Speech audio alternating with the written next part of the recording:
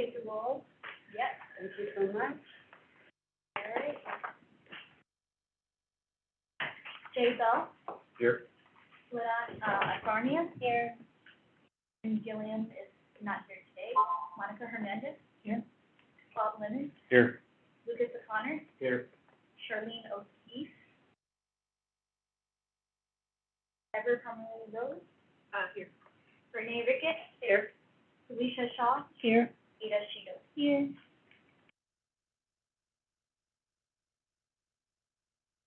Next will be public comment.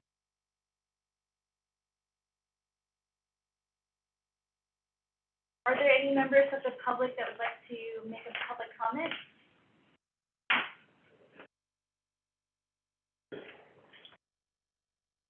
Don't see any on Zoom raise their hand. But in person, let's make a comment. Oh, wait, okay.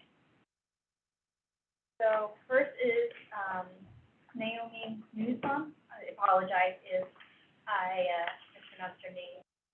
Nussbaum. Newsom. Thank you. Thank you very much for the opportunity to be part of this. I really appreciate it. I'm very curious to see whether you include in your bylaws an audience for ordinance for public. I'd like to see that addressed locally, and funding is going to arise. I'm sorry, you're breaking in and out a little bit. So we couldn't quite catch all of what you said. Could you repeat yourself? Okay, I'll try. Thank you for the opportunity to participate in today's meeting. I'm particularly curious to know whether you are going to include amendments in your bylaws, the funding structure for the arts as a whole going on. I'm sorry, we still can't understand you. All we got is if you were interested if we were going to do an amendment to the bylaws or a funding structure, and that was it. If you would like, I can send you my email and our email, and you can give it as written comments that I can read to our commissioners. Okay. Okay, that would be fine.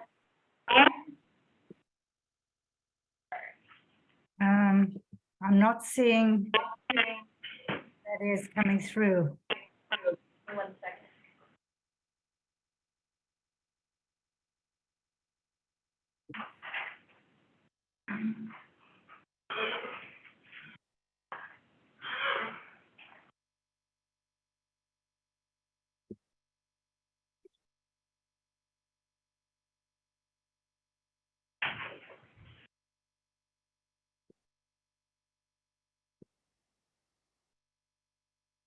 Okay.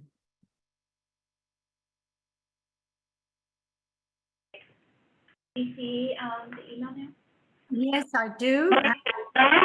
Easier to with the chat.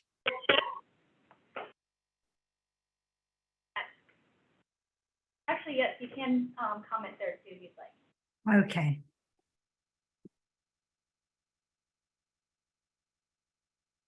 The chat is disabled. Oh, yeah. The chat is disabled. We're only taking comments through email. We have an electronic form online, and I know we're having a really hard time hearing you right now.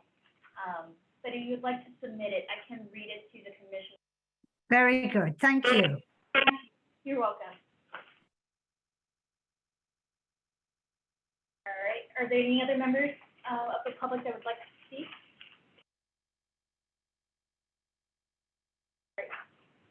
Bishop Fisher? I'd like to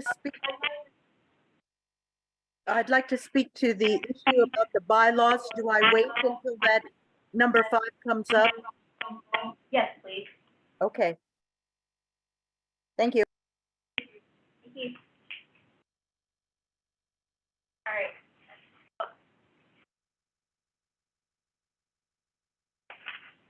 Patricia, did you want to make another comment? No, I'll wait until the bylaw issue comes up. All right, perfect, thank you. All right, so one last call for any public commenters while I check.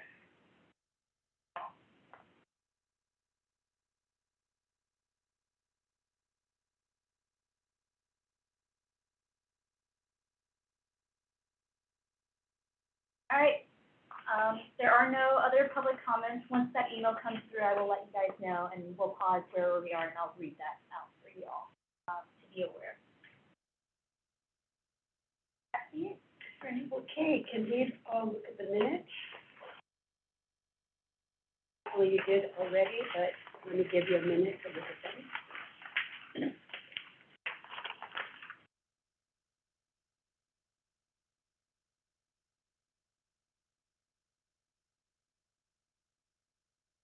Are there any amendments to the minutes from last meeting? Corrections? Someone like to move to accept the minutes as presented? So moved. Second. Okay. Moved by Felicia, second by Bob. No, by Jay. Oh, by Jay, thank you. Okay, good. We have a presentation and. We need to vote. Vote on the, motion. Sorry, yeah, we do. Hello, Robert's rules. Let's vote on the motion. All in favor of accepting the minutes?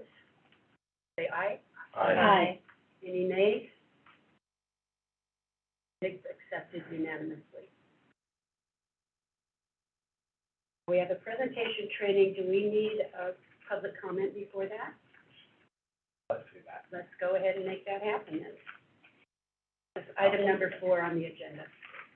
We're on item number 4. We're about to have a presentation on conflicts of interest. Are there any members of the public that would like to comment?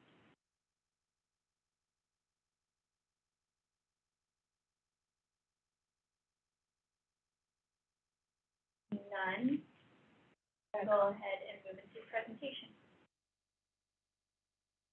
Thanks and good afternoon. Last time I talked at some length about the Brown Act. I'm hopefully not going to talk at anything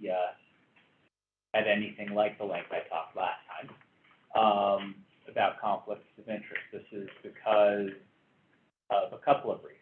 For one thing, the rules involving conflicts of interest are technical, with lots of non-intuitive exceptions. And for another thing, this is the kind of thing where most questions about conflicts of interest are probably things you should ask to Zhang or to me on an individual basis rather than in a group setting like that. Conflicts of interest, the idea here is that we want to make sure that when you are serving on this county board, that you are serving in the interest of the county and its residents, as opposed to your own interests, whatever they may be. And there are 3 basic types of conflicts of interest legally. There's Government Code Section 1090, which is conflicts of interest in contracting. There is the Political Reform Act, and there are common law conflicts of interest. I'm not going to spend any significant time here on the Political Reform Act because this is not a committee that's required to file statements of economic interest, and so that will make your life a lot easier. But 1090, Government Code Section 1090, and conflicts of interest are important to avoid, not just because it's in the public good to avoid conflicts of interest, but also because some of the penalties for not following the conflict of interest rules can be pretty severe. So what Government Code Section 1090 does is it makes it a felony to essentially to directly or indirectly influence a contract in a way that benefits you, your interest. And we're going to break that down going from the last part first, your interest. What you should be thinking about when you have, when items are coming up here, and we talk about your interests, we're talking about your interest doesn't just mean yours, it means anybody in your immediate family. You know, well, at least it means your spouses, and if you have folks living with you, them as well. And so is it your employment? Is it something a company you have stock in? Is it something that you know, is it something that's going on right near where you live, like within 1,000 feet or so of where you live, that is going to have a positive or negative effect on, you know, that's going to have a positive or negative effect on your interests.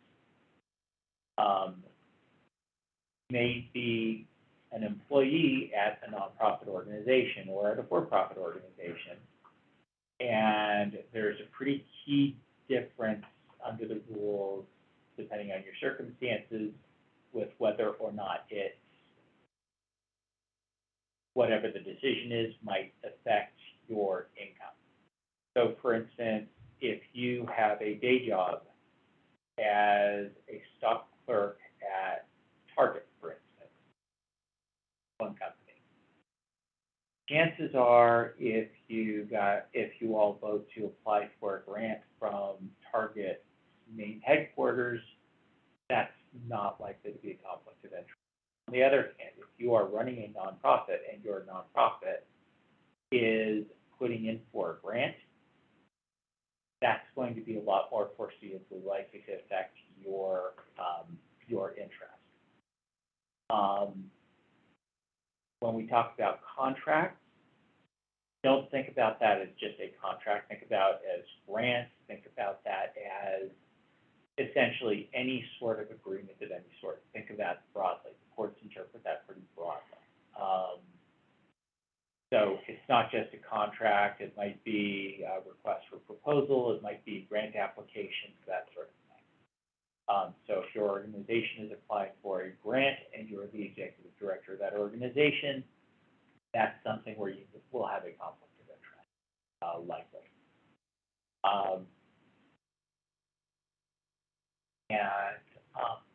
Influencing, if you're voting on something here that affects whether we're doing it, there's a good chance that counts as influence, whether it's directly or indirectly. Some things are remote enough that they're not going to count. And if we get into an issue where you need to ask about conflicts of interest, hit us up. Let Zhang and me know, and we will try to work through them.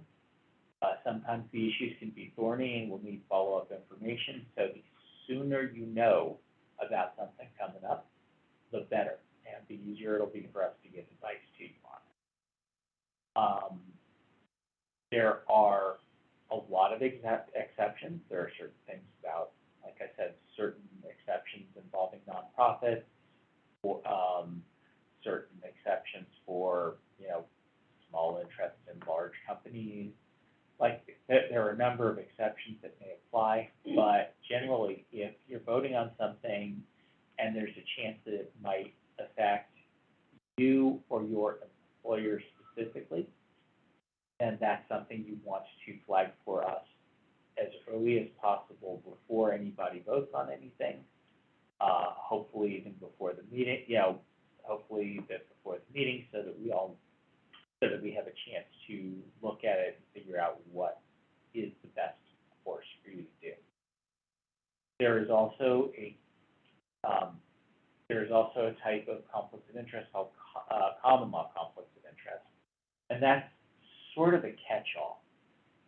So even if there's something that maybe doesn't, that fits within one of the exceptions under 1090, if it looks really, really bad, it probably is. Okay.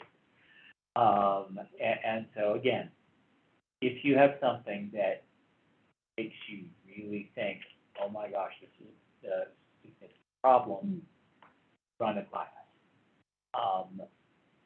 Running it by us does not necessarily, there's a certain principle when you run things by lawyers, or, where you give certain information, you get a response, and if the information's a little bit different, or maybe there was something that was left out, that doesn't, that might affect the analysis. Under the conflict of interest rules, we can give you some guidance on some levels, but what we can't do, what we can't do is grant you a blanket blessing saying, oh, there's no problem here, period. If necessary, it's also possible for us, it's also possible either for you to call another person you could call, or entity you could call. The Fair Political Practices Commission gives opinions, and they have a hotline number that you can call, and there are friendly people that actually are trying to answer your questions to keep people from getting in trouble. And so that would be a good alternative place to ask a question.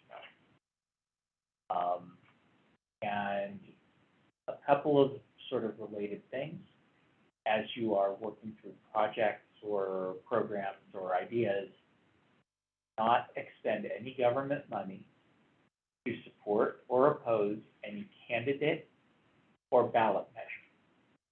Okay? No candidate, no ballot measure.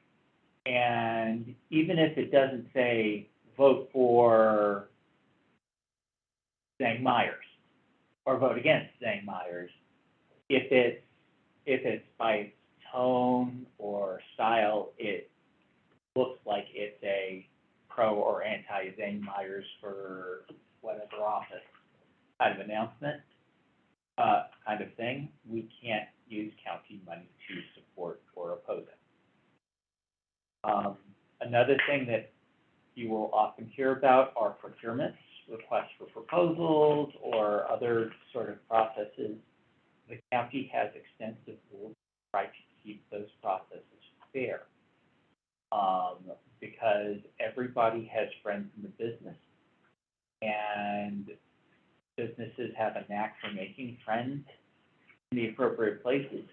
And so we have policies to help make sure that whether you have a friend or in the business or not, anybody who's competing on these things is supposed to have a fair shot at getting them. And interfering with those processes is a violation of some county rules.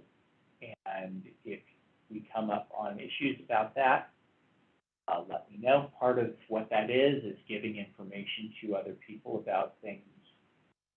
For instance, if at one point we're circulating a draft of, say, a grant proposal document, leaking that to anybody in advance, that would be an example of giving an improper advantage to somebody. That's what we're trying to avoid. Nobody should have improper advantages in these procurement processes. Didn't understand that example. Okay, I'm sorry. so, Are you meaning like we gave it to them in advance before it was officially available to everyone? right, Is that what you mean? yeah, that would be an example of giving people competitive advantage. So let's say we're gonna have some grant for sculpture. And it's gonna be open for 2 weeks or 3 weeks or whatever. And we give somebody gives somebody a jump on it by a couple days. That's giving them sort of and what we're really wanting to do is be scrupulous about not if we're going to do a competitive solicitation for something, we do not want to give people a competitive advantage that they shouldn't otherwise have based on quality of their work. And so that's something that we need to avoid, and we probably have a bit more of a discussion about that as we, if we find ourselves in the position of doing things like that. But it is something worth your knowing in advance that, yes, we need to run our competitive processes fairly and not put a thumb on the scale favor of somebody or other, even if they are really, really good. If they're really, really good at what they do, it should come out in the process anyway. That's some basics about conflicts of interest. There is going to be a training on, that the clerk of the board is offering. It's going to be on, at noon, I believe, July 11th, at the County Operations Center in Kearney Mesa. It is, we don't want a majority of the commission to be there, but it would be a good thing for everybody to go to one of these at some point. They're offering this one, they'll offer another one. I think they plan on offering another one sometime later this year, and they'll be offering, I think 3 times a year. So there should be opportunities. I think there's a lot. Where was this again? It's going to be at the County Operations Center, and we'll probably send out more information as we get a little bit closer to that and know exactly where and all that. You don't want to, you said you don't want a majority of the commission to be there. Is that because there would be a risk of violating the Brown Act? Correct. And so it's going to be with people from a bunch of other boards and commissions as well. So yes, that is exactly the reason. So you or Zhang will send us out information about signing up so we can keep track of who's going when? You would, right?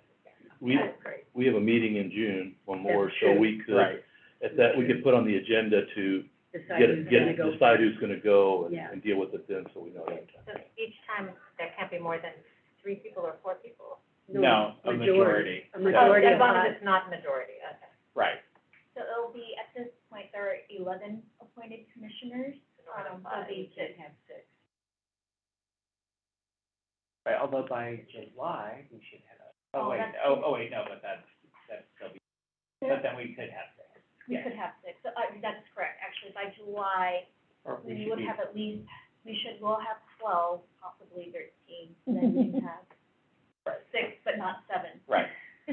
So maybe, we could put on the agenda and then we Yeah, can let's do that. discuss, at least make sure somebody goes, because we'll all be like, oh, I don't wanna be too many and nobody goes. We don't want that Right, to happen. exactly. Plus, I think the quicker we can get us through this, these trainings are really, really important, and the quicker we can get us through them all, the better. So, yeah, we don't want nobody going, because we're worried, but you'll handle all that, right? Yes. And I'll be doing one more of these that I can think of, which is gonna be about Public Records Act, and that is the next meeting. One more question. Could you clarify when you were talking about political support? You mentioned county funding. Are we allowed as an organization to support an issue like Penny for the Arts, which is a city thing, you know, or something like that, or as not put in? You cannot, is that a ballot measure? Not right now. Okay. But say if it was a ballot measure. If it becomes a ballot measure, we can provide information, but we can't by our style, tone, or tenor. Indoors. Well, endorsing is one thing, actually endorsing can even be a bit of a problem, but, we cannot spend any money. Can't spend Right. county money. County money. We spend our own, right? Any of you who want to spend money on something, go right ahead. Yeah, not my problem, not my concern, go Not ahead. your circus, not your monkey. Right. Okay. It's just one related, question. If we speak in front of, say, the city council on a, agenda item, like arts funding, are we allowed to put our title or say our title, or should we not associate it with this organization? I think you can, just, you need to make sure that you're, Unless it's been an item that the commission has already spoke on and have decided that Right. the commission, you all agreed. that's exactly right, yeah. Okay, thank you. If that happens, then absolutely, go to town. Anything more? No, nothing Thank else you. on that. That was really good, thank you so much. Our next, thing on this agenda, item number 5, our discussion item. 5A is formation of ad hoc policy committee. Is there any public comment on that? Unless Or you want should to we do do the public whole comment thing? for the whole thing, and I Well, I believe. think there's gonna be for the bylaws, and so I would like to kind of, Oh. normally I would do the whole thing, but Okay. because I'm hearing that there's gonna be comment on the bylaws, let's get this one Very good. by itself. Let me interject real fast. I did receive the email, for public comment, so I did want to read what those comments are. Thanks for the opportunity to participate in this meeting. First, she would like to understand how the funding structure will be established for the arts. And second, she would like to see a public art ordinance executed for all CIP projects, as well as for developers across the county.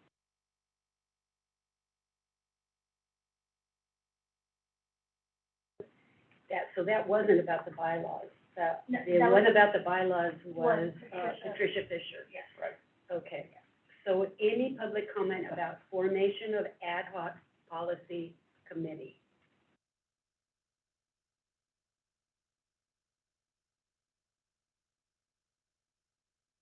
Any commissioners' ideas? Formation of ad hoc policy. Somebody define that for me. Yeah, I'm unclear on what this agenda is. Yeah. What is that? So, we had some discussion at the last meeting on, S-23. You guys mentioned there's possibly amendments and things we'd like to see that. My proposal to the commissioner who said this was to make it more broad, as there may be other policies you would like to review over time. So for this thing, because it's ad hoc, our recommendation would be to possibly set a date, an end date, a sunset date for the ad hoc committee, however long you feel that committee needs to meet. Clarify, even though there's a sunset date, you guys can always amend the sunset date if the work has not been done, at that time. Was this specifically around the public art policy? Yes, the public art. Okay, when it said ad hoc policy committee, I was thinking big policy, all policy. Could this have said public art policy Yes. to be specific? Okay, If you could make that be reflected in a minute, that would be really helpful. okay. And so the issue right now is, should we establish a public art policy committee to specifically address, the sunset issues, any amendments we'd like to make to it before, in anticipation of the policy sunsetting, we would like to recommend changes to be considered in the new policy. That's what we're gonna do, right? Somebody. Yes. Okay. Remind me, when is the sunset? December, If you, is it? December December Of of this this year, year. of this right? year. Yes, Yes. but I do want to clarify, even though the sunset date is for this year, we are always allowed to make amendments to any county policy at any point in time. The sunset date is to remind, staff to make sure that all our policies are up to date. It's a reminder to make sure that we don't go decades without reviewing our policy. So if we wanted to keep the policy as it is, would that be our recommendation? Yes, you can do that too. I will say that the departments and staff, their the sunset review process is starting right soon, probably Yeah, over they do. summer. Yeah. And the board letter with the policies usually go forward in October, November. What, if memory serves, something we were concerned about last month had to do with the amount of money or the percentage of money that would be allocated per the existing policy. And I think I took that off of my to-do list because I thought the budget process was so entrenched already. So let's say we wanted to change the amount of money, and that change was accepted, and that was the recommendation, correct? Yes.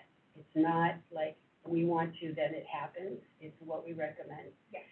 What, budget year would it be able to go into effect? The, so if you're discussing S-20, S-23? I wanted to clarify a little bit your question. Okay. So, there's a couple of different pieces. If you are making a comment about our budget, it is still open for public comment, and during my staff report, I can share the different avenues. We have a online budget meeting tomorrow for the community to give insight. So that, if your recommendation is accepted, it would technically go into effect this next fiscal year, so the 23-24 fiscal. If you're talking about S-23 and their clarification of what percentage of the capital, project money goes to public art, that would be a little more flexible, and it would depend. They would try to implement it as soon as they have the next capital project, whenever that may be. There's some coming up, if, so, yeah, okay. so, but if they've already started the process for that capital project, they're using the existing policies, that won't be too late. But if they're a new capital project, that would be one. So I wasn't, we touched on a couple different things. Yeah. I wasn't quite sure. It's more to make sure that when I speak to the public, because it seems to that there's an interest in this, and I do have a speaking thing coming up.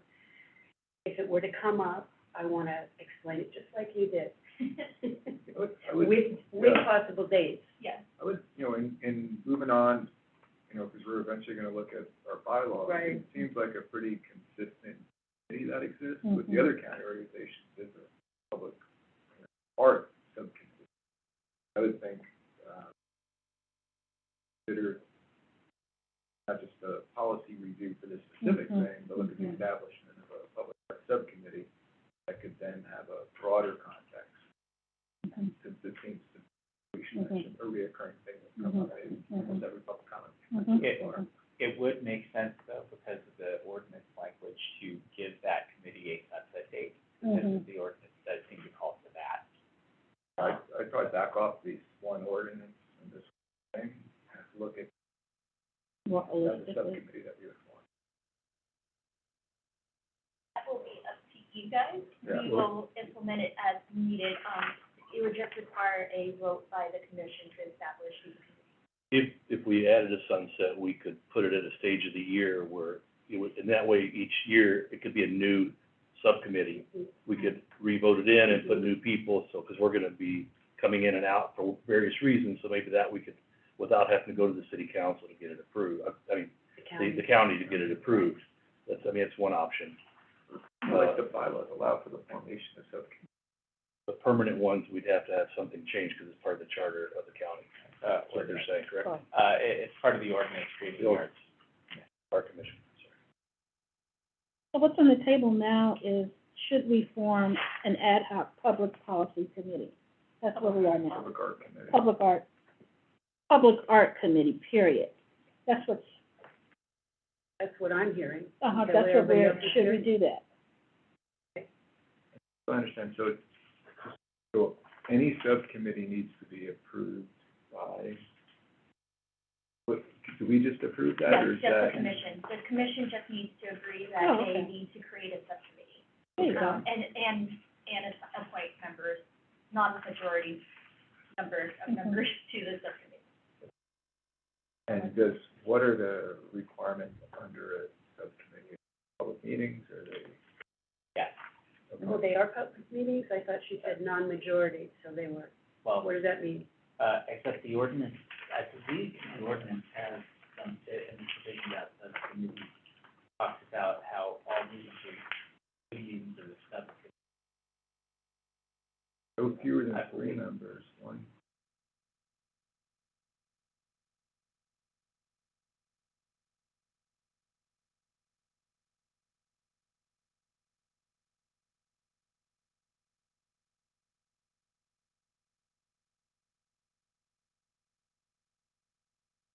All meetings. Subcommittees are subcommittees are open to public.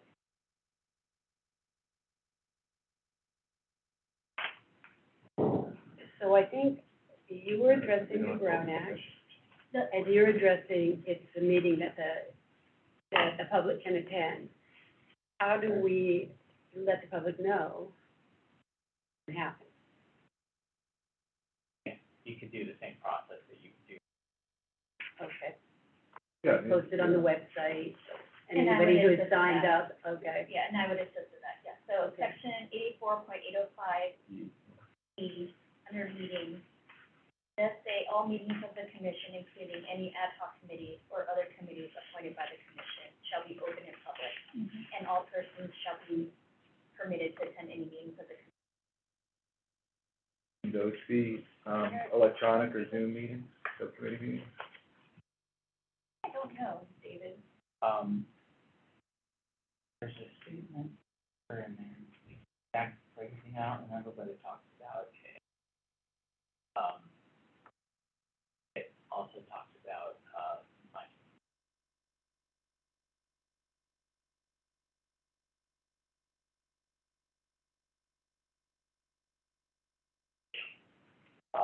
if it were not an ad hoc committee, if it became something permanent, then it would, under the Brown Act, need to, if it had a majority, or actually, even if it didn't, but,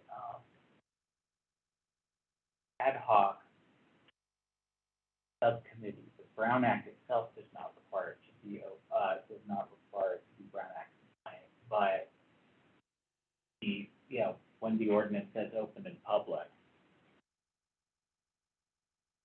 So, if it's a formal if it's a subcommittee, chances are you really, it would be safe to But if it's ad hoc, we have more flexibility. Not really. Not really, because the ordinance language saying all committees. Oh. It says including ad hoc committees Okay. and other committees Yeah. appointed by the commission. Well, Right. Then why differentiate them? There's not, if that language was not in the ordinance, there would not be a need to, there would be a difference. With that language in the ordinance, there's not a real difference. Interesting too, because the ordinance says that the commission, committee does not need to be made up solely of members of the commission. Correct.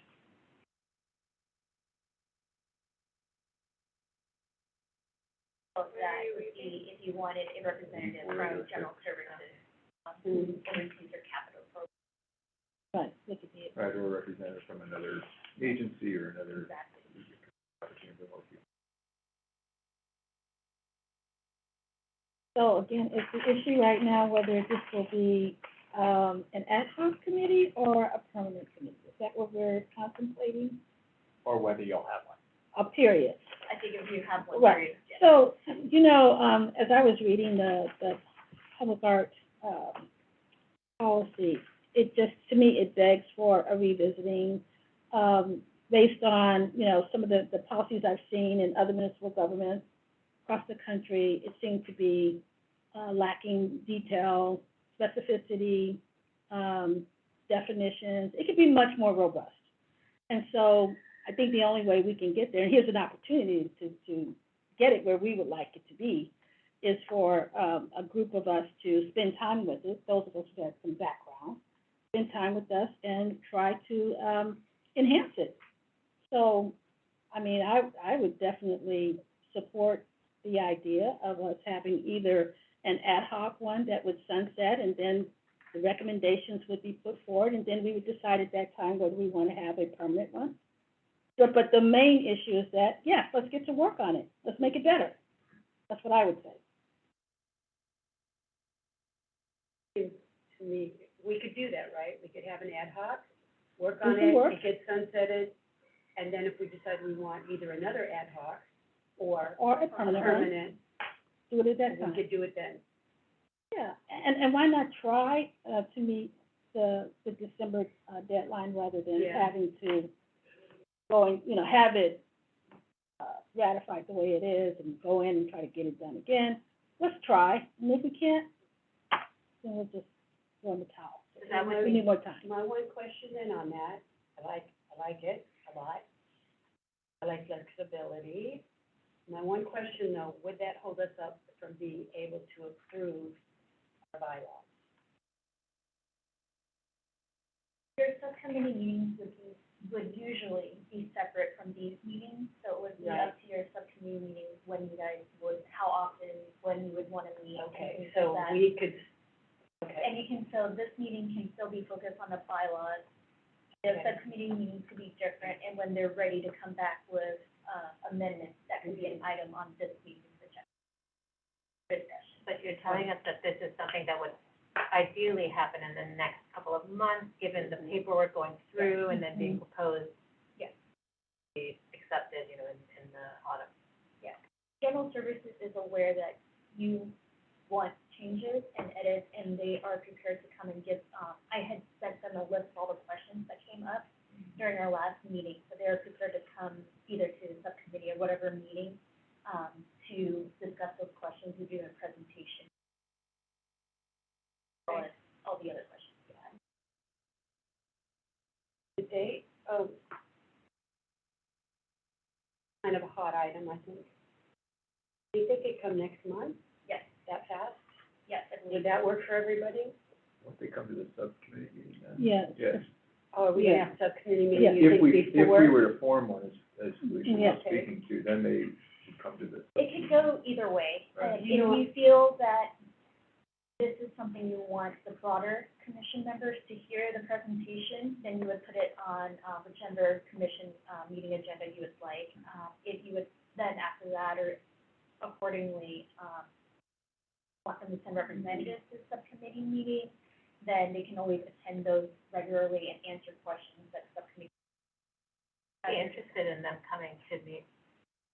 Others were also interested, I'd be interested in having them come and talk to us. I mean, there's many things for many of us here where we're learning something with each of these bits of information.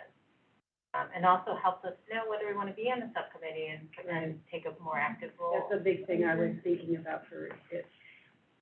Right. Right. Could suggest maybe we could take action today to decide that we are establishing an ad hoc public art subcommittee that sunsets at the end of this calendar year. Mhm. Would you And like we to would- make that a and, motion without the and?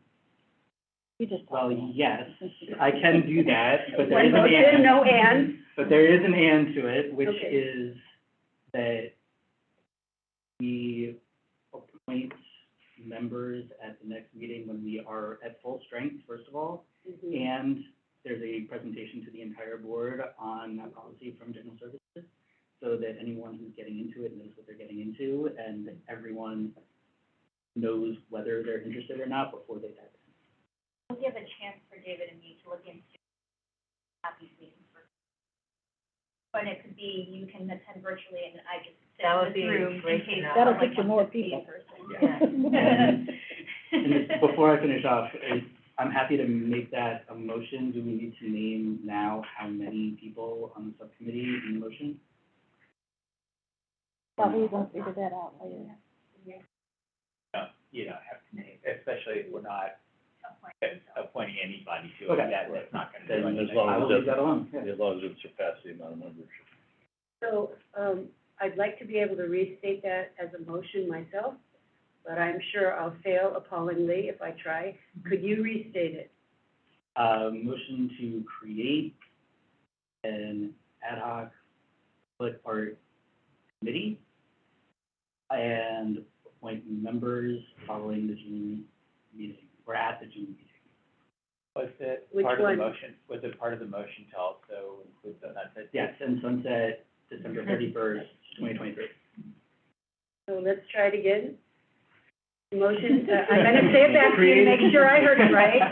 The motion is Three-part motion. to have an ad hoc public art policy, Public art committee, This is public public art. art committee, I can- which will be you can do it? Go Yeah, for it. how about, okay, so the motion from Lucas O'Connor that's on the table is to move to create an ad hoc public art committee set December 31st, 2023, and to appoint members at our June meeting. A second? Second. Anybody? Okay. Oh. We have a couple seconds, sorry. Everything. Okay, a bunch of seconds. Okay. Can we vote? Hmm? All those in favor? Aye. Anyone opposed?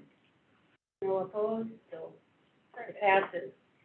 And please put on the agenda a visit by, I want to call them appropriations, but I know that's. General services. General services, thank you. I'm getting my governments mixed up. Yes, please have them on, and maybe, if you could give us all a heads up about how much time you're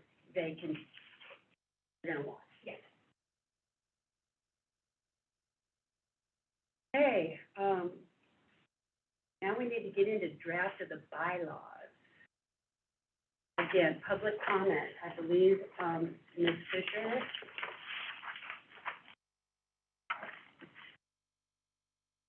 She wanted to comment. Is she there? Yeah. Okay. Yes.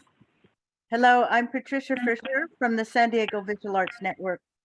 I did take the time to write this as an email in case you can't hear me. But if you give me a heads up, if you can hear me, then I'll go forward.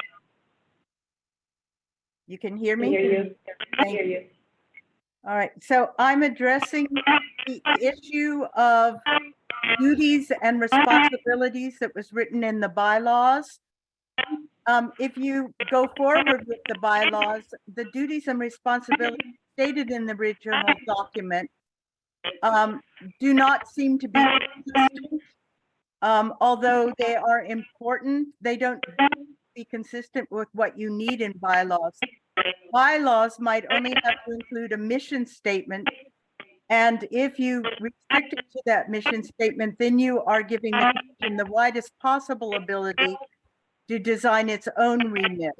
Of course, a mission statement has to be carefully crafted, and it could include education, art promotion, advocacy, and financial support, which were in those original responsibilities that the original document was given. You also seem to have already a vision statement in the bylaws. It's in Article 1, Section B, and it states that the purpose of the commission is to promote greater cultural equity, access, and inclusion, to champion the arts as essential to the daily life by investing in a vibrant arts community, to shape innovative cultural policy, and to build public awareness of the value and benefits of the arts and culture diversity. The original list from A to B, the two of those items seem not to be about duties and responsibilities. They seem to be shared values. In other words, promote equity in access to arts and culture in the region, and D, assure transparency, i.e. conduct public hearings daily when matters before the commission. The other 5 issues seem to me to be able to be incorporated into a vision or a mission, but they basically seem to be more like goals. And I don't believe that goals should be necessarily a part of the bylaws. So I just wanted to draw your attention to the fact that just because these responsibilities and duties were in the original document, transferring them in a body into the bylaws in the form they are in now does not seem appropriate to give you the fluidity that you might need to have in defining your future responsibilities. Thank you so much for letting me share this opinion. And I will be reporting this also back to our confab, which includes Jonathan Gluss and a lot of other leaders within the community. I'm sorry that Jim Gilliam wasn't there to present today. And I hope that you will make decisions to make the bylaws as flexible as possible for the future of this commission. Thank you so much. Thank you. there any other, Maria Molina wishes to speak? Any other, comments from the public? Okay, let's dive into the bylaws. I was interested in, Zhang, your research with LA County Arts Commission, finding that they in fact don't use bylaws, they use some type of other document. So, LA County, their Arts Commission and how they're appointed and created and, how they exist is different than how our Arts Commission exists. Our Arts Commission is considered similar to an advisory body to the Board of Supervisors, with appointments to the board. As such, they are subject to our board policy A74, I believe it is. A74. And that board policy requires you have a bylaws for your commission. So the commission is established by ordinance, and then the commission themselves are the ones, who would create the bylaws. LA County doesn't have that. They have their own laws and things they have to do, but they do have what they call rules of procedure, which our commission is also allowed to do. And the rules of procedure will be kind of basically how you run a meeting. So if there's anything you want to do that's different than Robert's rules, for instance, another example would be if you wanted to say that public comment would be limited to, like, for our Board of Supervisors, public comment are limited to 2 minutes. That would be another example. So those are kinds of things that are more of, as it sounds, rules of procedure, how you proceed in your meeting. So that is the other thing. So that's what they sent over, and that's what they have to help. But the other commissions for the county have bylaws? Yes, every single one of our commissions should have bylaws. Okay, And the ordinance creating this commission specifically, because bylaws are required, so. okay. So there you go. And So it is. I have a question about this document in relation to, our commentator, or our public comment.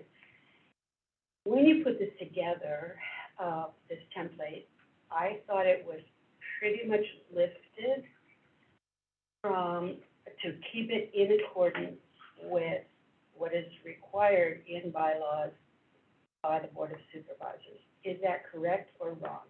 That is correct. So a lot of the sections, the article and the section pieces are, lifted directly from A74. There are some things such as duties or purpose was then lifted from ordinance. So, for the most part, there's nothing in here I made up. I either took it from A74 or I took it from the existing ordinance. And we can, as you discussed, we can guide you through, this is A74 or this is from the ordinance. And even if it's from the ordinance, you can still change it. It just needs, we have to take notes, and we will also have to amend the ordinance. Which happens at the Board of Supervisor level, Both not of just these, us. both of these will be, so anything in Okay. your bylaws will need to be approved by the Board of Supervisors. But if you are changing bylaws and ordinance, it can go together as one package, since they're related. Or that would be my recommendation. We could amend the bylaws or add to the bylaws without speaking to the ordinance as well, right? As long as it's consistent with Right. all the Yes. county So if policies. if we were to expand duties of the Exactly. commissioners, that wouldn't require us to That- go back as long as they're consistent with the original ordinance. As long as it is, but that expanding it significantly might not be consistent, because the commission has the authority that the board delegates to it. So there are some limits to that. I understand, we couldn't write to the bylaws that we have the authority to award contracts or something like that, but we could expand on how we liaison with the art community. Yes. I mean, my reading of all of this, especially on the duties and responsibilities portion, it's not limited to these things. Correct. This Can you is, say that just a little louder? sorry, it's not limited to the things that are listed under duties and responsibilities so much as setting a floor, and we can do additional things as well, obviously without ending up in conflict with the existing ordinance. You know, this is starting point, not the floor, not the ceiling, of what we can do.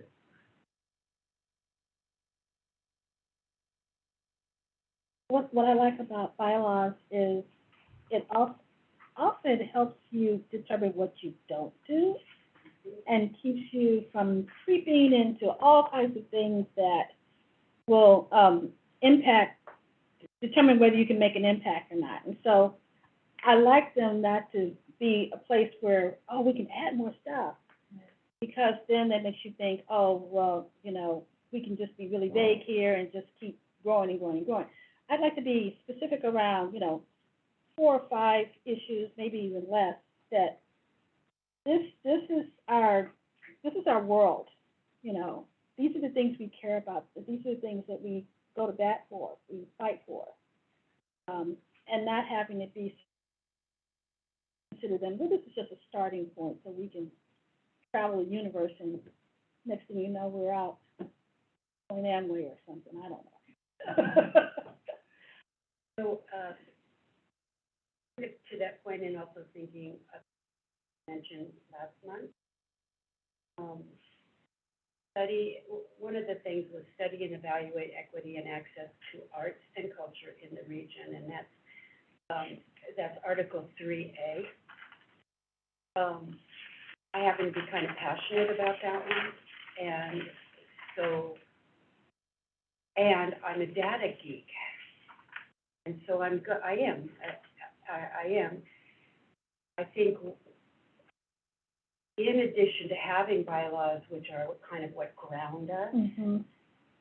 we could expand within the bylaws based on what is our capacity as commission members to get the work done that we're passionate about, and to be able to measure what we're passionate about. That's the data geek part. I think that everything on the duties and responsibilities, I'm behind, but each of us is only a person who has so much resources. So I think if we can decide, but not within, the bylaws are the skeleton. The fleshing out could be we decide, but don't put down in the bylaws, what are we going to tackle this year? Is that kind of what you were saying? Kind of. I just think that the items under the duties should be distinct. I felt that some of them seemed to be a subset of the other. Yes, You know what I mean? agree. And Yep. so to get them really distinct and clear, and yes, how you get to those areas matters, but I thought some of them kind of ran together, that they were really all talking about Kind of the subset. same thing? Yes. Okay, could you give me an example of a couple of articles? I don't have my copy in front of me. could you give her one? unfortunately. So would First Article two, 3C be a specific one, because it says specifically conduct workshops, so that, Yeah, it's just too in the weeds. Wait, I what is, think. Yeah. I thought you said articles. Are you talking about just Article 3? There are things in there that seem kind of like, that's the same thing said all over again? Article 3, yes, That's what I thought too. yes. And things like conduct workshops, to me, that's a tactic or, Right. a task. It's a very It should- measurable task, Well, but it is, but a it's, task. and That's we right. could, there are many ways to do, even study and evaluate equity. It seems like we need to elevate, and this is what I was trying to say last time, that we need to elevate to some more global, broad issues that could be achieved in many, many ways. But some of these feel like conduct workshops, that's way in the weeds to me, way too, you know what I'm saying? I'm with you. I was thinking, Yeah. when I read through the other commissions, I was thinking about broader kind Broader, of categories. yeah. And I divided into 4 categories. First would be research, Yes. investigate, Yes. and then the second category, communicate. Mm-hmm. That's when we work back and Mhm. forth with the community. Mm-hmm. And the third one was advocate, Mm-hmm. and the fourth one was advise.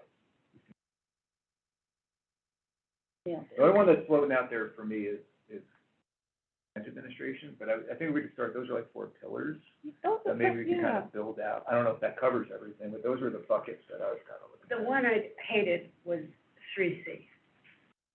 That's like so specific, even Yeah. though it's easy to measure. Yeah, but what is It's not that? the only way to get the job done, which is that we're being asked to do in A and B, and even in D.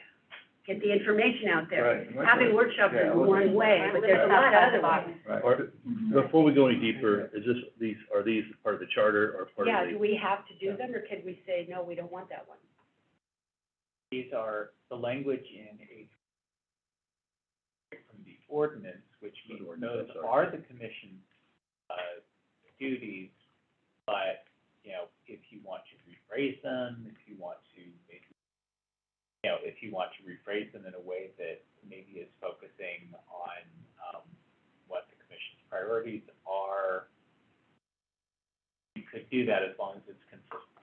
So how would we rephrase C and D to get rid of them? I wouldn't get rid of them, I would put them maybe in an put them in an outline, you know, those are Yeah, passed in like an here's an outline. algorithm over here. Communicate with the public on Possibilities issues could in San Diego be- County, and then you could have. Okay, I think Lucas has something. I mean, I was just gonna say, I mean, I don't disagree with any of the aspiration to broader things that I'm hearing. I think 2 things. One, I don't think any of that is in conflict with what's written here.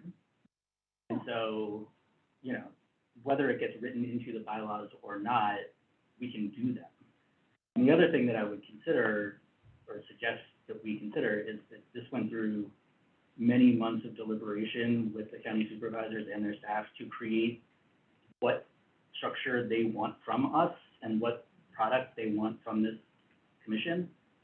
And there's a reason for that, probably, that we may want to at least try it before we start throwing stuff out the window.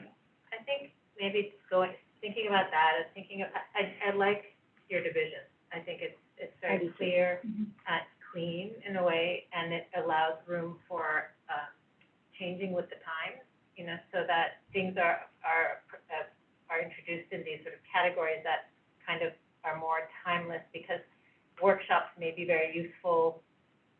Some, you know, I mean, I'm just saying, let's say workshops, because some are, you know, I find certain workshops very useful for certain projects, but over time, it might be like a totally different type of format, you know, or when you want to make room for several types of formats. So I also see, like here, for, Article 3, D, promote equity and access to arts and cultural reasons. I mean, I see that again, like more of our mission, so that in maybe what it is we could kind of go forward, not necessarily need to change ordinances now, but I don't see a problem in sort of organizing our activity or in our process under categories like Jay suggested, and maybe over the course of some months, we might then say, let's now adjust our ordinances because we're operating in this very organized way under these categories. And that all of these, putting these under these categories are in effect, you know, promoting equity. I mean, that's something that's our mission. So, why I had a problem with C, and maybe I'm wrong about this completely, you just spoke to it in a way. My problem with C was that I thought it was saying, you must do this. This is your duty is a big word, and your responsibility. But it's, to me, in conflict with promote equity, because workshops are not equitable if people can't get access to them. We're putting a bunch of energy and our personal resources into conducting workshops, and we're missing everybody in Hacomba, in my district, because they can't get to a workshop. How have we promoted equity? Well, we'll do that anyway, won't we? Somebody will always not be able to, you know, so it's Yeah, more but like. if you say you must do this format, somebody will always not, you're right, but we need to be mindful about getting rid of the barriers. That's what equity means to me, get rid of the barriers that make somebody not be able to. I think I like the long-term, I like the longevity of a categorization like Jay suggests. But I also understand that, like, where so many interesting things pop up every time we start to have a conversation. This is only meeting number 2. So I like the idea of maybe we continue to digest, or, you know, maybe even if it's a couple more meetings, especially for the ordinances, so let's be sure. And I personally don't like that one either. I would, but that I also respect the fact that, let's see what months of thinking and putting this careful language. I'm just trying to take a moment. My thing about the workshops or any of these type of things in equity, I think equity has to be used in any decision we make. Anyone, And so if yes. you want to do workshops and your issue is they don't reach Jacamba, then let's hold a workshop in Jacamba. Mhm. That is the solution instead of just not doing workshops. That's what I was thinking. So I think Either if thing. we use an overall guidance, the ones that are more principled than ones that are Yeah. specific responsibilities. I think like Lucas mentioned, if the city, sorry, I keep saying city, if the county commissioners thought those were important things, that we may not want to discard them immediately, but we like the idea of looking at them in a more broad way, but. we There use could work- be workshops in anything. We could have workshops in advocacy. There could be workshops around research. I think that these are actions. I mean, just look at the end of C. What does it mean to explore specific subject areas and improve relationships? What does that mean? About what? I mean, I think that this whole C is trying to get at something larger. Why do we want to offer workshops? So that people can learn and everybody has understanding and everyone has access to information and everyone knows how to be a better nonprofit, or everybody knows how to sustain their operations. So then go bigger and talk about our real responsibility is to ensure that people have the information and tools they need to Which means, and it kind of seems like that is something that can be, you know, instead of the commission shall have the power and duty to, it's like support the mission of the commission by, and then having the broader categories that allow that. Maybe that's one way to do it as we think about. It sounds like we would like to adjust these.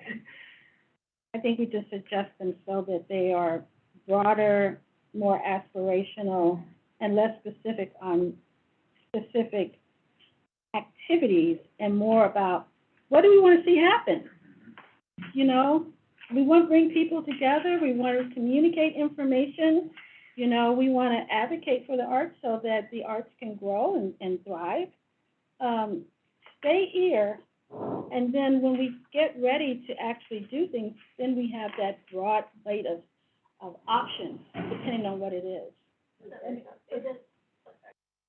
Well, I was just gonna say, it still does seem like C and D are tools within our toolbox that we may use to reach one of our goals. And so I think that's an important distinction between the categories that you laid out, the research, communicate, advocate, advise, possibly fund, as our, you know, our goals. And then these are the tools that, by which we may reach those. And I think these should constantly be considered in alignment with our, and the duties, responsibilities to support that mission in these ways, and then the tools on the third on the hierarchy. So something that may help this discussion is maybe it would be easier for you to see Article 3 as just the commission shall have the power and duty to, and ignore everything below that right now. So you can create whatever duties and responsibilities within knowing that A through G is what is in the ordinance, but you are not required to have A through G language in this article. So if you wish to say, for example, the commission shall have the power and duty to research and investigate, communicate, advocate, and advise for the arts community, or however else you wanted to add, you may do so, and none of that, and David can correct me if I'm wrong, is in conflict with the ordinance. Is in conflict with the You ordinance. don't have to have the ordinance language in our bylaws. Yes, Okay. So, Yay. I probably should have started with that. I don't know if that helps. It does. It does, yeah. Oh, does. Yeah, and I do like. That's a big lie. I was like, how about just take that out and then start with a clean slate, and we will let you know if it conflicts with the ordinance. And would it be redundant to say the commission shall have the power and duty to support the mission, you know, or to, you know, to, execute the mission of the commission by, and then, for example, 1, 2, 3, 4. Are you guys fine? Do we have a specific mission statement? Well, that's why I'm now wondering that if we need Can you speak to, a little? Oh, I I'm said, sorry. do we have a specific mission but statement? I think that's where those aspirations all come, Felicia, too, you know, I think to like, to think about that in line with. I mean, if we change it to has the power and duty to fulfill its purpose and authority, see Article 1, essentially. I mean, obviously, it's not literally that, but it's, you know, one sentence that essentially just says, to fulfill its purpose and authority, because that is outlined in 4 sections at the top of. Because then you don't have to say after each of those, for example, the reason, I keep going back to, that time we don't have to say for the da. That's already implied in the fulfilling its power. Clarify, you do not have a mission, vision, et cetera, statement as of now. That is something your commission may wish to work on, but it is not in existence. Most bylaws do. Yes. Well, let's do, but, Mhm. or may, but you do not have them currently.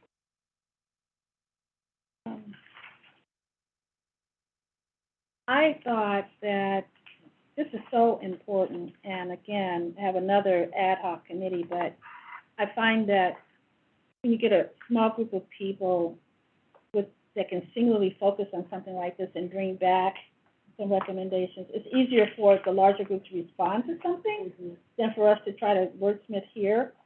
So although, you know, we're a small group and, you know, we already have potentially one ad hoc committee starting, I think that perhaps a bylaws ad hoc committee, which will sunset, because we will finish this, right? We won't have this forever, might be a good idea. Okay, I'd like to, one of the things I thought I would make sure of is that people who I didn't hear speaking have an opportunity to speak. So Monica, I haven't heard you, and Ever, I haven't heard you, and, sorry, I forgot your name. What? Ada, I haven't heard you, we haven't heard you.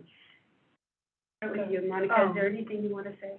Yes, I definitely agree with what Alicia just said. What I was About ad wondering hoc? about the ad hoc, yes, for bylaws, would that also include potentially the creation of the mission vision, or would that be maybe something we take on later, or do we create a separate ad hoc for that?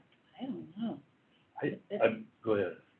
I was gonna say, I think it's worth maybe putting something out there, because you're kind of thinking of them together. Because what are we doing? I keep hearing, you know, the goals are what we really want to achieve. It might be a good way to do some brainstorming, and then if anyone who's not on the committee has brainstormed separately, then they can share those as well. I think it would be necessary to think about them. I would just question how much longer that adds to the process of getting to the point where we have bylaws. So, Yeah, I was wondering. I mean, it might be worth having an ad hoc committee on bylaws, and the first thing is if you should come back with something that we can adopt so that we can function as a body, and then can also then get into developing a mission statement over a longer period of time. So I actually do have something else for bylaws, but it's not necessarily. Yeah. Okay. 'Cause there was like some wording that I saw in Article 2, specifically Section B. And it's very minor, but it's just about like I have a question about like, is there a reason why we use he or she when referring to committee members rather than like the singular they? 'Cause that can sometimes like cause, like, not confusion, but like, Yeah. kind of a little bit of conflict for some members who Yeah. want to, like, be on the commission and stuff. Is there like a specific, like, legal reason why we can't use the word they, or? No. Okay. Nothing keeping that down. Okay, cool, Yeah. because that's something that I was wondering if we could change just to, before I forget, like, because I saw that on, yeah, to change, like, whenever I see those in, like, I guess rules, then in this case bylaws. So, for example, just to make sure I understand. Yes. It wouldn't just be changing it to they. The sentence, any commissioner whose term has expired hereunder shall continue to discharge their duties. Yes, Okay. or even it could be his, her, or their, like, if you want to His, her, keep their, his, her, or their, if you want to keep the his or her, so that way, like, her, it's really Okay. whichever one, just to at least include the singular they for those who use I feel that It they, doesn't, category. I feel that they is probably the most useful and efficient.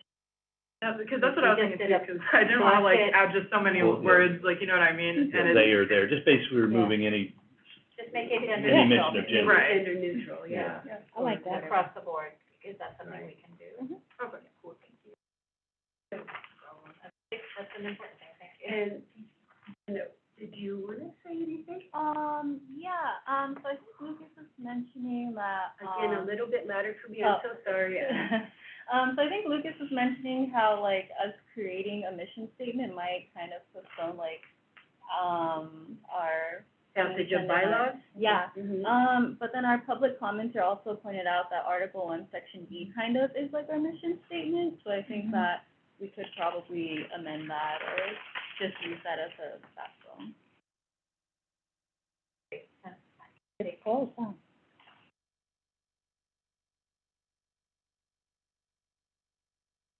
but maybe it's something the ad hoc committee could look at. Yeah, And and then see come if it back with works. that, but we don't, Yeah. then as a group, we could decide whether we're ready to move forward. Yeah. If we want more time, but Lucas made a good point, we do want to be an active body. Mm-hmm. So do I hear a proposal for an ad hoc committee on bylaws that will meet? Before we go into proposal, somebody motions, does that mean we can't discuss this document anymore? So No. there's a couple other things that I just want to make sure we address before we, Okay, let's do it. they're not huge, but, the absence for more than 1/3 of regularly scheduled meetings, okay, there's only, if we do every other month, there's 6 meetings. If you miss 2, that would mean you're basically out, so that seems a little steep, but I'm not saying that's just me personally, but I'm okay with that, but we should understand that we're only doing 6 meetings. That means if you miss 2, Right. you're out. That Mhm. seems kind of, and secondly, there could be Before we move from that, I have a legal question about that, because I saw an example in the LA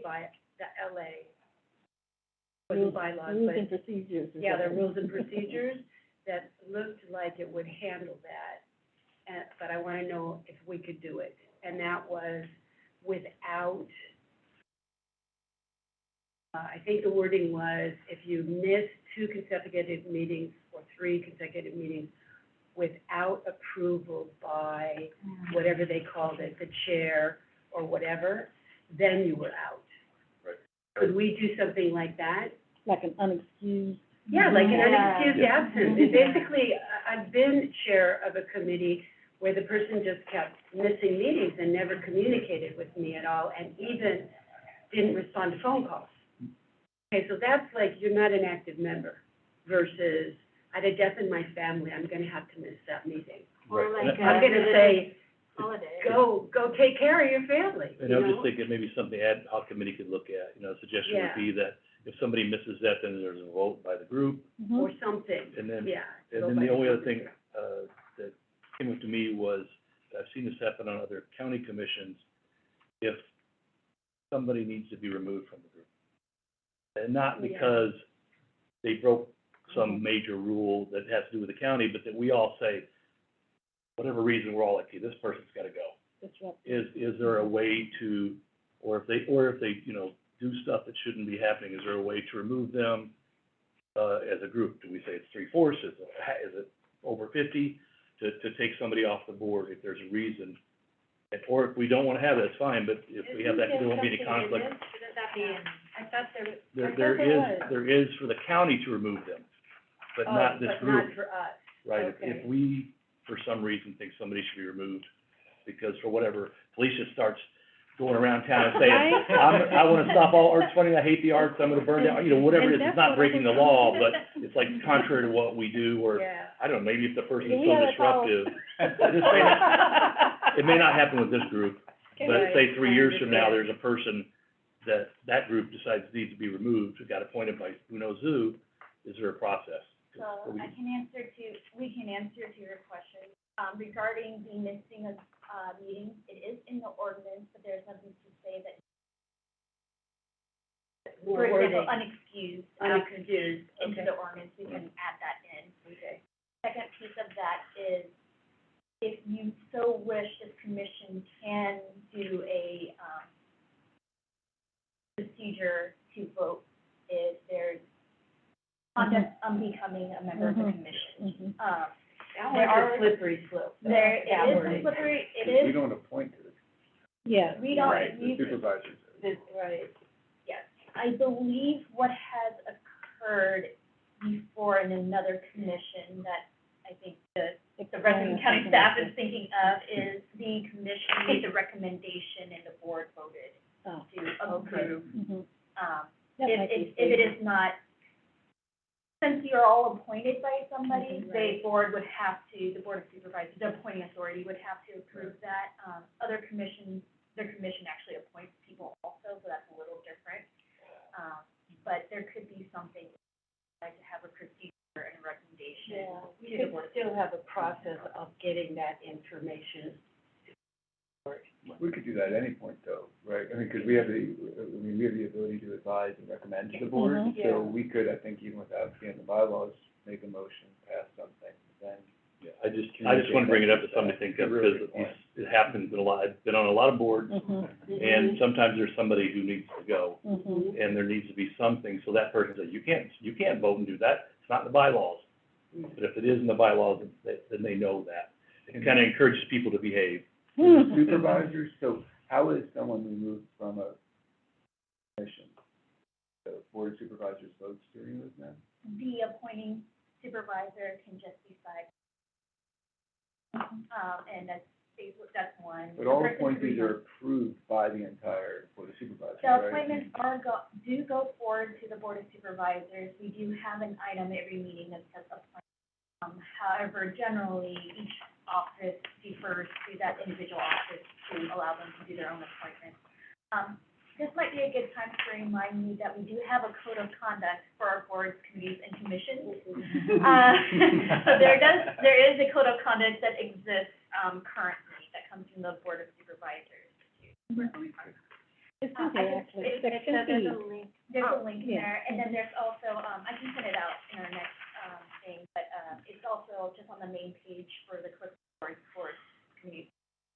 Renee, that's all I had, I just wanted to talk about those before we went to Okay, the I kind of had motion. one I need clarifying to- point. I need to take a quick break, I'm awfully sorry, but I had to use the loo, and now everybody on Zoom knows that.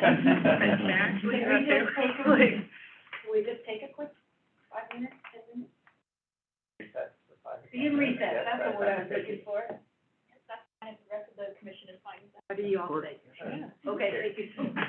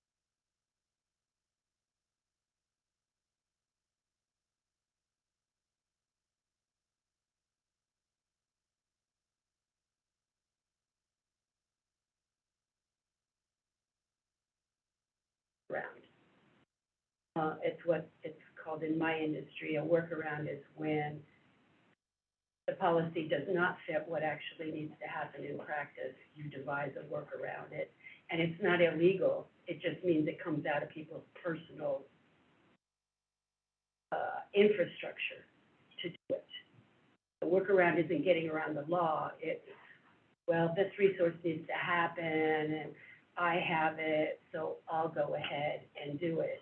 But it means you have to, there to be, everybody gets a shot at being on this commission. It would possibly mean that some of them, that workaround would require some of them relying on the kindness of strangers. I would like to see something built in too. Not necessarily hundreds of dollars to go to some, but just to get to a meeting. And I'm not even, Just briefly, are we back in session officially? Yeah. it's, Okay. I'm sorry, what? Are we back in session officially? Okay. Yeah, we are. And is this something that go in the bylaws, or? Is that the place for it, David? It would go in the ordinance, and, yeah, it would require a change to the ordinance. So the bylaws ad hoc committee, we could still have bylaws, but they could recommend that the ordinance be changed.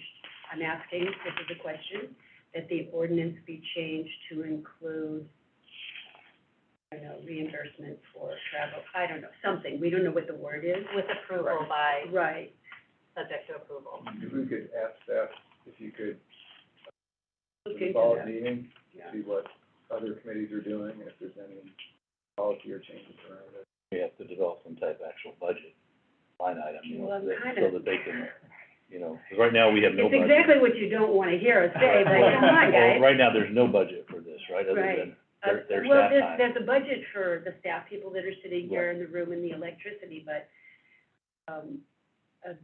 beyond that, Right, but there may be some that right. have some kind of. Again, be I'm thinking of those, you know, way outlying.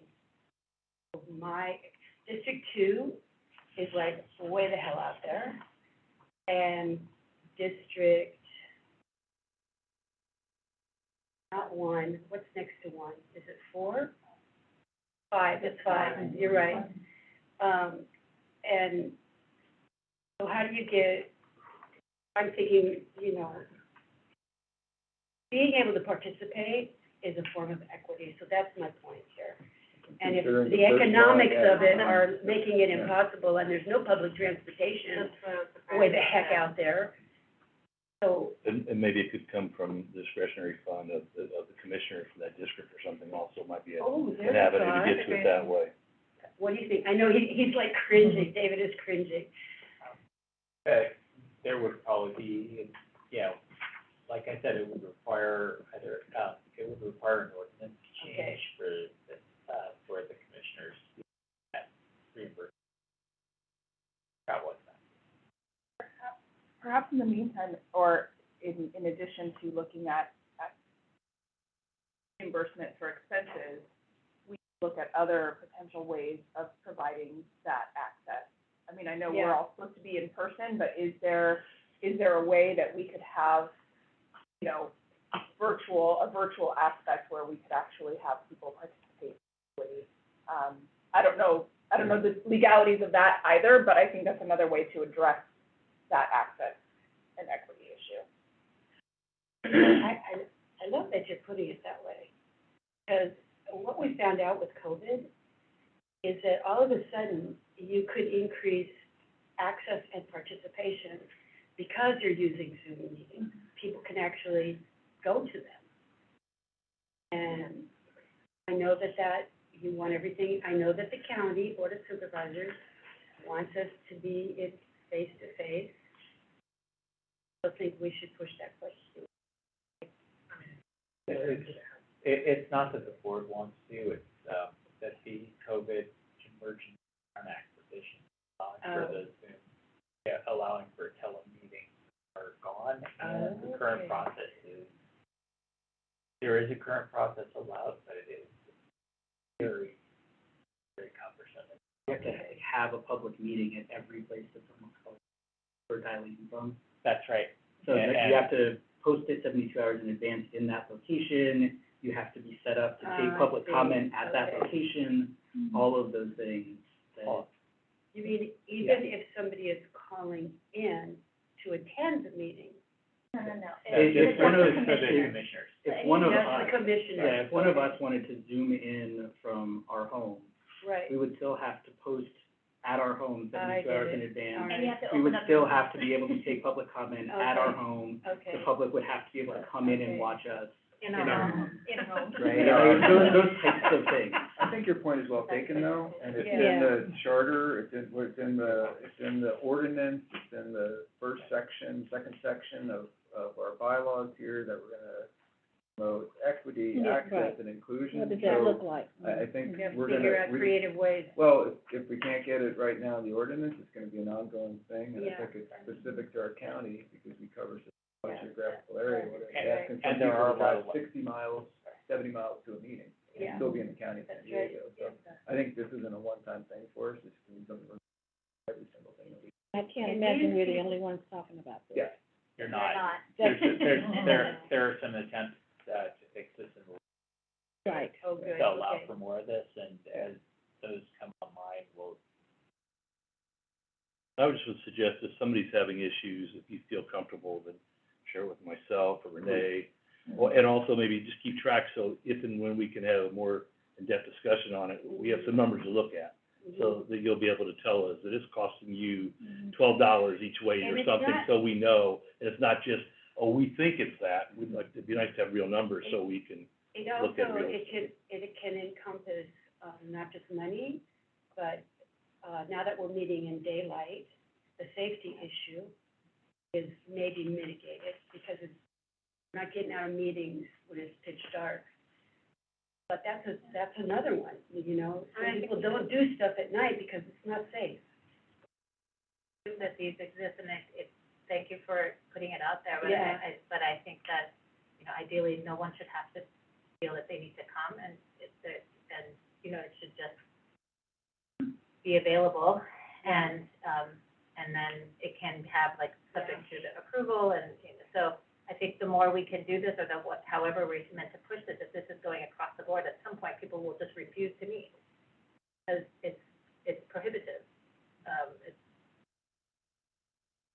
That could happen, actually, so. I mean, I'm not saying it's gonna, but I know I think it took a long time to fill those positions, our positions. It took a long time. For many months.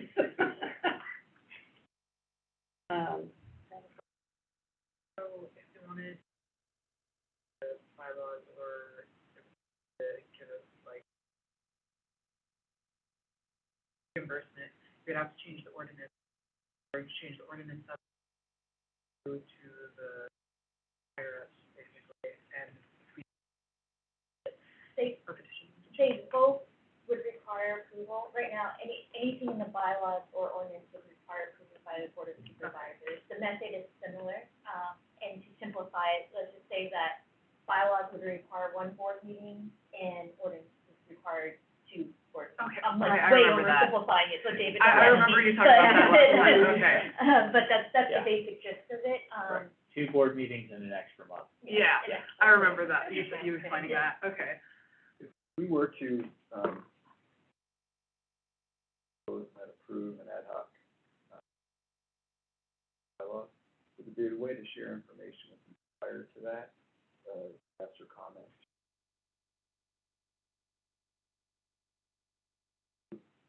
Trying to think of the most effective way to get.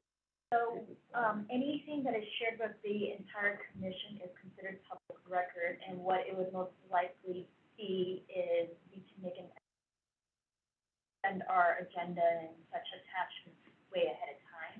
I think I had to organize that meeting so we would actually, Oh, I see what you're Get it saying, for done. the subcommittee meeting. for a we'd be subcommittee discussing- meeting, you know, because it's hard, you know, reading off these little lines and things. Is there any way we could share information with you prior, or be prepared, I don't know, with a whiteboard or something, just something to be able to kind of advance it?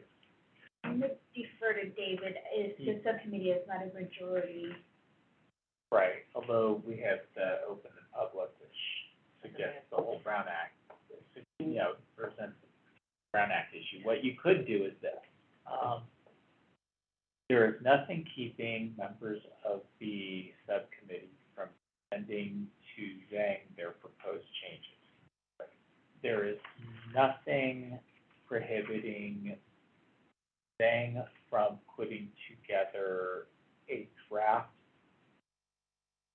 along with the agenda that includes suggestions from people for people to review. What there is a problem with is the subcommittee doing, you know, communicating on that, you know, a majority of the subcommittee communicating together. Right, so as long as it goes through.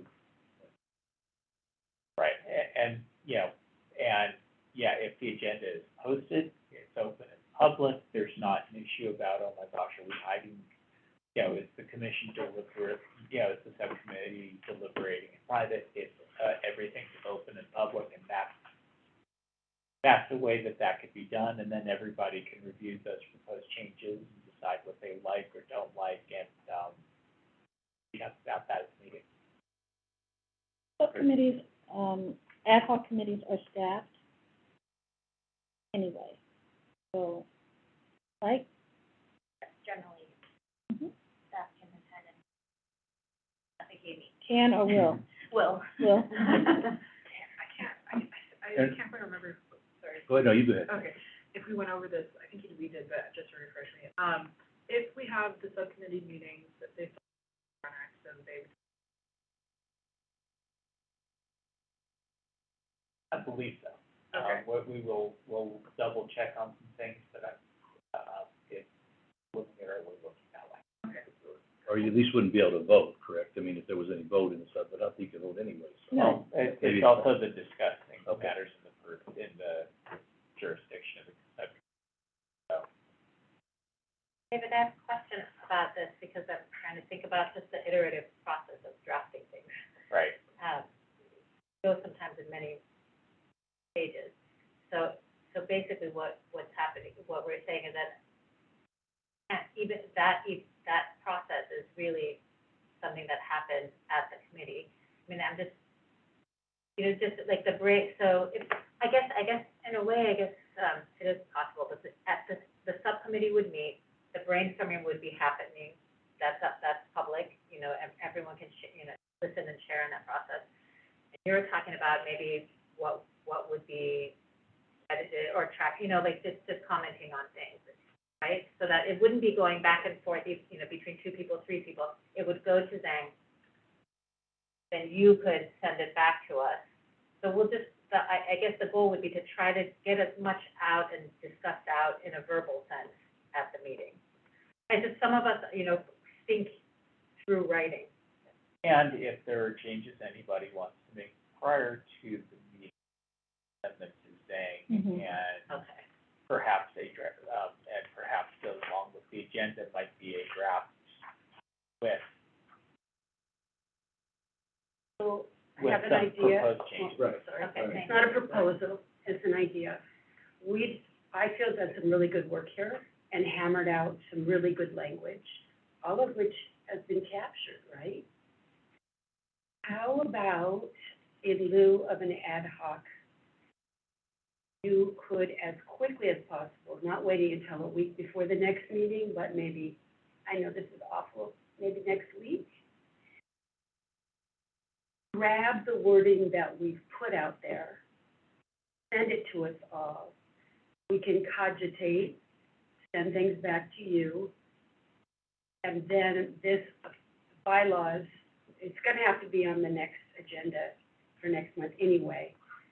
But maybe most of this work could be done through that process where we're not having another meeting subject to the Brown Act. And I really think when we look at everything that we talked about here, we're really close. I think we had an ad hoc committee meet one time before, Okay? one time before the next Okay. meeting, the ad hoc committee could come up with that. Could you still capture all that language and get it out there? Yes. Thank you. And then- I'm then sorry a- to put then a- that much then a pressure on you, draft but. could be distributed a draft could be distributed prior to the next meeting. And That also people prior could even show to up. the ad hoc meeting, Sure, right? people could show up with that Yeah. draft and any comments on there could get resolved. Do you even need an ad hoc That's what I'm committee, saying. or Do we can need just it? a subset of this commission that's below majority meet and Or does it even a matter? formal structure? I think we're so close that it could be done. This is what I think, this is just my opinion. I think we're so very close passing bylaws that if we have all of this, we could, and a little back and forth through Zhang, so it's all kosher, we would be able to pass the bylaws, a final draft by next month. However, that's just my opinion, and Jay, I think you would feel more comfortable if there were one more meeting. Well, it's, I don't, I you know, don't in feel terms, we're close. yeah. I'm sorry, what? I don't feel we're I don't close. Oh, you don't feel we're close? Because I would say Okay. one other category that we haven't flushed Oh, out, that yeah. I think could get flushed out, the ad hoc would be the duties and officers. Okay. The other bylaws were pretty, you know, were much more Yeah, they were detailed. much more extensive. So I think duties and officers, and then the ad hoc committee should also consider, do we have like an executive committee?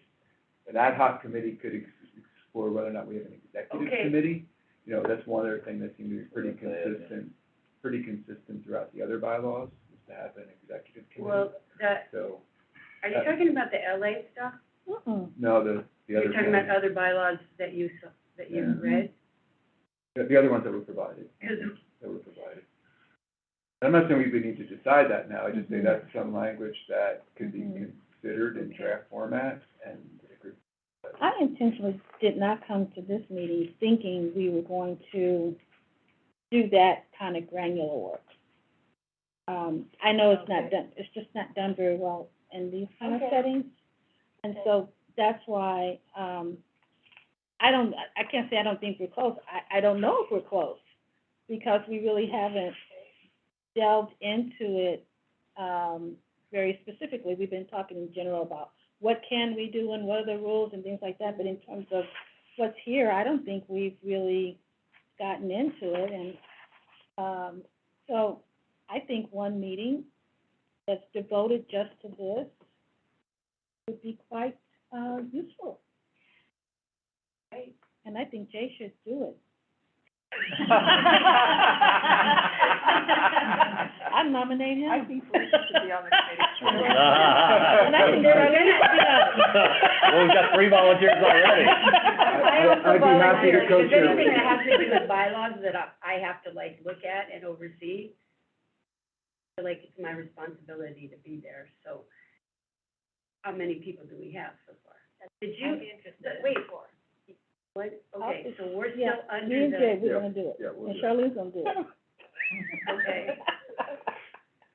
So Wait, I've who heard- said they would do it again? So I've Raise heard your hand, Jay, Felicia, Charlene, and you, that's 5. So we're still kind of under the, For now. for now, okay. So, I'd like Somebody to wanna make make- I'll make a motion that we Mhm. form an ad hoc, committee. To, ad hoc, bylaws. Mhm. Sunsetting when? Upon approval of the bylaws. Okay, Yeah. sounds good. Mhm. Yeah, and if you want, there's your motion including, nomination of members. Mhm. I didn't understand that part, what? Oh, does that include the nomination of the? I would not, As Yeah. a slate, that group that just raised their hand. right. The people who raise their hands. You got it in the motion? Yes. Okay, very good. Ready, second? I'll second. Thank you. All in favor? Aye. Aye. Anybody opposed? Even though this is, I just had one workaround, I know you like workarounds.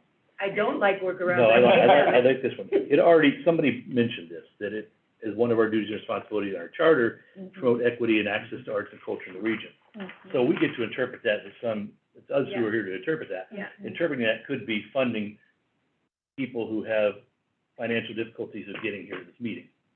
So that could be one of the decisions we make without changing the charter. The only thing is, we don't have any funding. Yeah. that's So we the part basically have that to say in there. to her, as they're right now grinding down to the final numbers, is there any way to get $1,000 set aside a year Mhm. in the budget for this organization to use for miscellaneous? But at least it's in That here. also, I think, because the ordinance is very particular about people not receiving compensation. Oh, I see. They would, that We would. still have to do that. But Yeah. the ordinance That's also right. says we're gonna apply for and administer for grants from all levels of government and private sources for carrying the functions of this commission. One of the functions of this commission, what equity and access. We could essentially apply for money from county private. grant, for example? No, from private sources. You could, But it you still know, would be in the We'd- ordinance we'd that be we, getting- that we can't be reimbursed. so I would go to our legal counsel. So we'd and have to say, go get that. We have things in conflict here. Yeah, they're in conflict with each other. But I don't know, I think I it's gonna suspect keep that coming up. soliciting grants that go into our pocket would fall under a conflict of interest. Yeah, absolutely. So we just basically have to get that part Well, changed but if it's it not, was, was totally Go in our joking. pocket. Yeah. but maybe we could get it Yeah, changed if it's it a function. specifically said, we'd obviously have to go through to get approval, but it specifically said that it was for, the only compensation we receive would be for like reimbursement purposes. I'm sure they must have similar language in one of these other groups that have done it, that we could. That there is language in some other commissions, and there's a county policy about how they handle, travel reimbursement, those who are authorized. So that infrastructure's in place, and it would be a matter of getting it into the ordinance, getting the board to approve it, and having the money to implement. You have something? no, it was, answered. Motion is second to the vote. Oh, we have We voted. did vote. Yeah, I'll do it. Mhm. It was approved. Yeah. No nays. A little bit of housekeeping is when and where. I turn my phone back on, sorry. Mhm. You know, it would help to know when the next meeting is. Yeah. The- The next meeting is June 21st. Yeah. Okay. I just know that ideally by June 16th, all public, the agenda and public, Mhm. For that meeting. for that meeting. Okay, so it has to be somewhere between tomorrow and. How does June seventh look? I have a question about, like, if I, like, for example, ask, like, request, or is that, or do we have to, do the meeting dates? The commission can only meet the meetings as long as it is within more than 72 hours before Okay. whenever the notice comes out. I would just have to have enough time to notice. Okay. So this little slow thing is not happening very fast. What day of the week is June seventh? A Wednesday. I'm available. Anybody wanna try it earlier than two, or does two work for everybody? Two? Two Yeah. works for me, but do you wanna Two try works it for me. earlier, or is two? Do you want us to do the morning meeting that Yeah, day? with 10 o'clock on I could Wednesday do the that. 7th. I could do 10. Okay. Oh, 10 in the morning rather Would than that 2? work for you? Yeah. I'm giving Wednesday to this, There you go. so Wednesday's my favorite day. So propose So Wednesday, the 7th, June seventh, 10 a.m. and it's gonna be 10 o'clock. Now, does that work for staff? Yes. Okay. Yes. And what about the room? You'll figure that out. The room I can figure out, and Okay. I mean, you're all okay still meeting in this room is Yeah. available? Okay, in this building. And then will you take care of the details that make it public? Yes. Thank you so much. See, that's a budget item, right there, that we don't have to raise the money for. We're used to having to raise the money for stuff like this. Ordinance, copy of the ordinance. Oh, Where do I yeah. find that? Online, it is on our Arts Commission It's on our, website. it's there, that's all I need to know.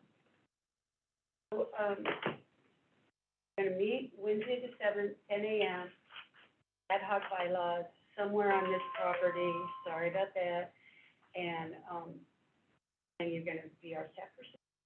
Yes. Okay, so this looks good. And just, even if you are not on the subcommittee, doesn't mean you can't be there, you just don't get to vote. So it'll just be like a member. Right. Okay. So which means you can attend virtually. Ah, That's also that's correct. You correct. can?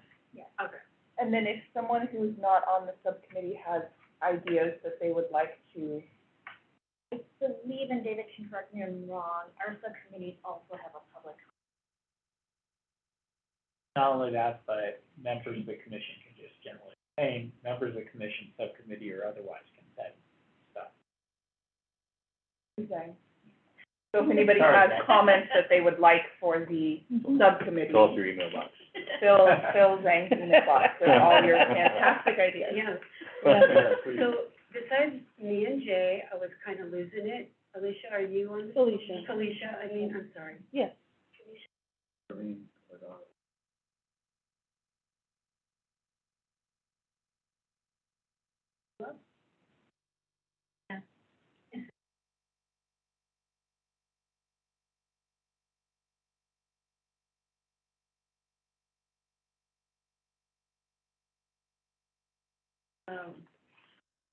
Ready to go to item 6?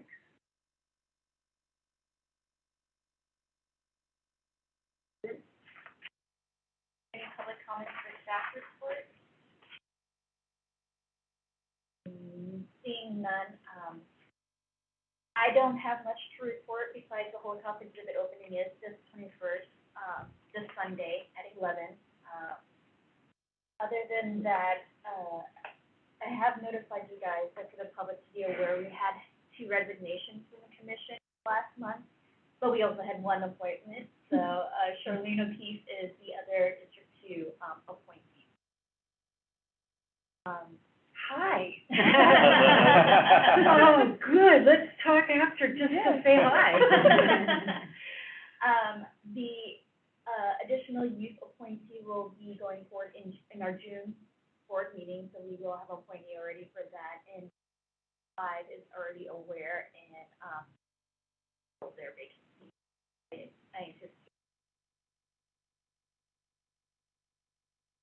Other than that, unless any of you have any questions for me about anything.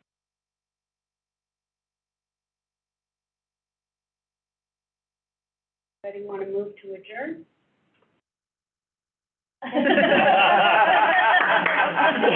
Anybody want to second that? Second. All in favor? Aye. All opposed? All right, we're adjourned.